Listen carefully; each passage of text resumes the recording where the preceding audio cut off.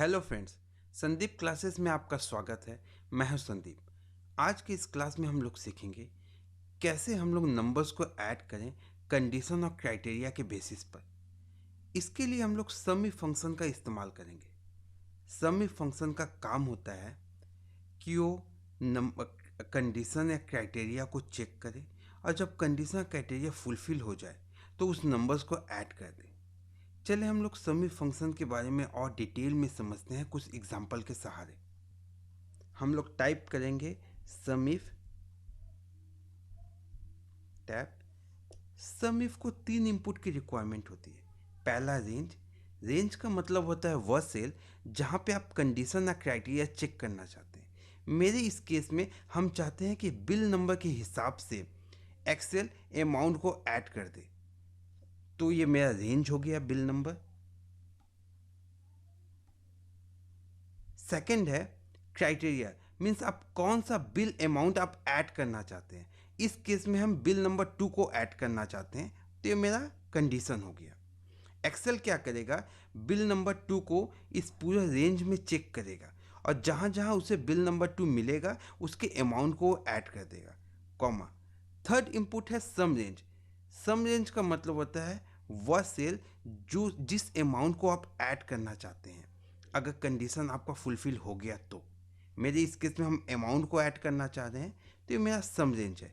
Excel क्या करेगा, B3 को पहले तो B2 से B5 में चेक करेगा, जहाँ जहाँ B3 उसको मिलेगा, मतलब बिल नंबर 2 वो अमाउंट में जाएगा, उस अमाउंट को ऐड कर देगा, ब्रैकेट क्लोज, एंटर। आंसर आपका 800 आ गया। इसका मतलब बिल नंबर 2 यहाँ पे है, इसका अमाउंट 500 है। फिर सेकंड बिल नंबर 2 यहाँ पे है, इसका अमाउंट 300 है। इन दोनों को ऐड करके आंसर 800 ला दिया। सेकंड एग्जांपल में हम लोग देखेंगे क्या होगा अगर हम लोग थर्ड इनपुट जो कि सम रेंज है उसे नहीं देंगे। सम इफ टैब, मेरा फर्स्ट इनपुट है रेंज, जहाँ पे आप कंडीशन चेक करना चाहते हैं। इस केस में हम चाहते हैं एक्सेल अमाउंट को चेक करे, जो भी अमाउंट ग्रेटर दैन 300 हो उसे ऐड कर दे, तो ये मेरा रेंज हो गया जहाँ पे हम कंडीशन को चेक करेंगे, कॉमा। मेरा कंडीशन है ग्रेटर दैन 300। जब भी आपका कंडीशन लॉजिकल हो तो आप हमेशा उसे इन्वर्टेड कॉमा में दें, greater than 300 inverted comma close.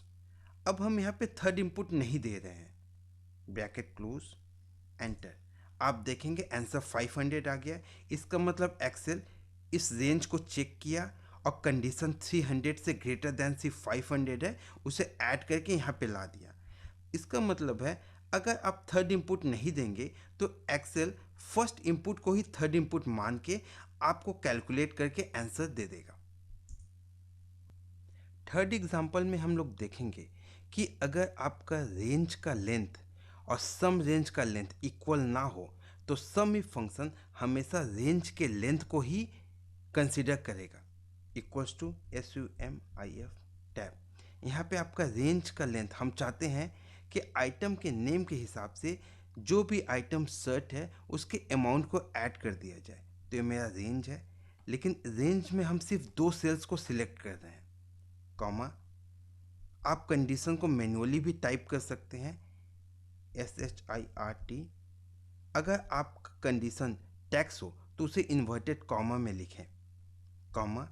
मेरा थर्ड इनपुट है सम रेंज। हम सम रेंज पूरा अमाउंट को सिलेक्ट कर रहे हैं, G2 से G5 तक। आप देख सकते हैं रेंज मेरा D2 टू D3 है, सिर्फ 2 सेल है, लेकिन सम रेंज मेरा 5 सेल है, ब्रैकेट क्लोज, एंटर। आंसर आपका 700 आया।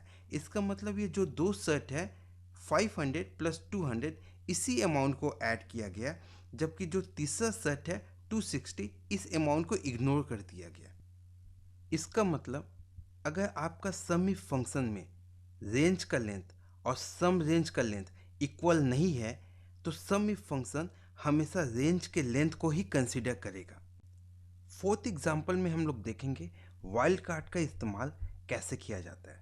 सम इफ वाइल्ड कार्ड का मतलब होता है कि वह लेटर जो कि किसी भी वर्ड में प्रेजेंट हो तो उसे आप ऐड कर दें।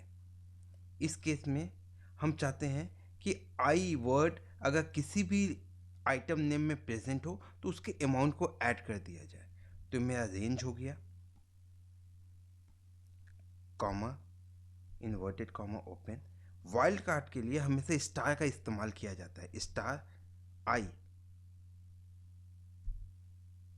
फिर स्टार, इन्वर्टेड कॉमा क्लोज। अब क्या करेगा, समी फंक्शन आई वर्ड को इस पूरे आइटम में चेक करेगा, जहाँ पर भी उसे आई वर्ड मिलेगा उसके अमाउंट को ऐड कर देगा। मेरा थर्ड इनपुट है सम रेंज, जिस अमाउंट को हम ऐड करना चाहते हैं।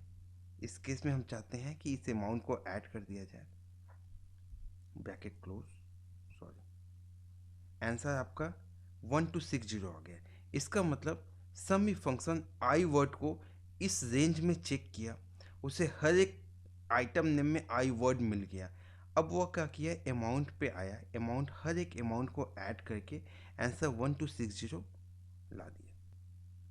थर्ड एग्जांपल में हम लोग देखे थे रेंज का लेंथ कम है और सम रेंज का लेंथ ज़्यादा है। इस एग्जांपल में हम लोग देखेंगे रेंज का लेंथ ज़्यादा है और सम रेंज का लेंथ कम है। तो सम फंक्शन क्या करेगा, equals to SVM IF tab. हम चाहते हैं कि रेट जो 260 या उससे कम हो उसके अमाउंट को ऐड किया जाए। तो हमें यहाँ पे ये मेरा रेंज हो गया,